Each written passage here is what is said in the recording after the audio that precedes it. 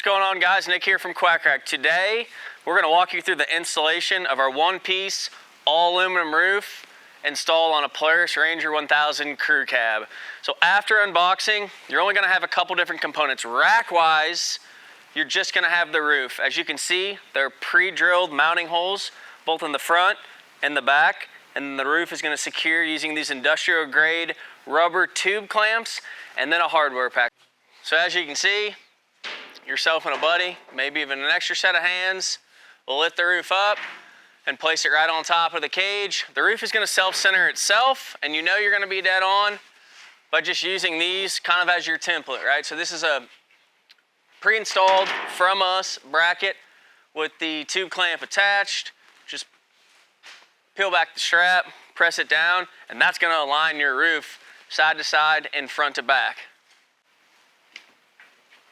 You can cut the weather stripping. So after the roof is set on top, you're going to come in here and take the two provided pieces of weather stripping and set them in between the roof and the cage itself. You can let the roof back down. That's just going to act as a buffer in between two metal pieces, two metal components. Sound reduction. You don't have metal on metal rubbing once this thing is in use. You'll peel back the adhesive. Again, make sure you do, we pre-prep the surface so everything is clean. Never want to use 3M adhesive on anything that has any dirt or debris on it. We're going to repeat the same process on the driver's side of this machine. All right, so now that we've got the roof set on top, both pieces of weather stripping put underneath the roof. Make sure this is pressed back down so that your tube clamps are pressed down across that across the cross member on here, and we will move to the next step, which is going to be starting to line up holes that are pre-drilled and bolting this roof to the cage itself.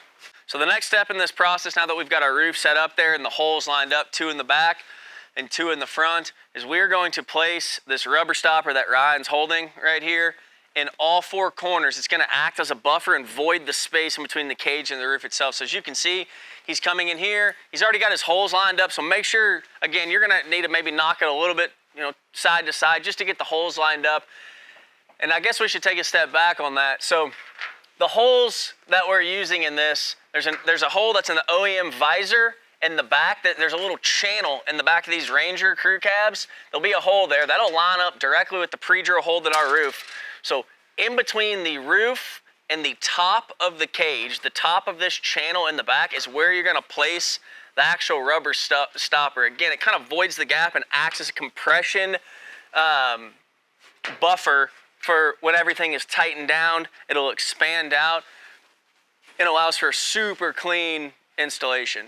So something I want to point out on these rubber stoppers, these standoffs that we use, is I don't know if you can see this, but there is a hole that goes all the way through it. So you're going to place these, like I said, in between the roof and the cage itself with the tapered side down, and you'll run your bolt and washer through the hole, pre-drilled hole in the roof. It'll go through the hole in the top of the cage channel and run straight through the rubber stopper itself, and then washer and nut underneath.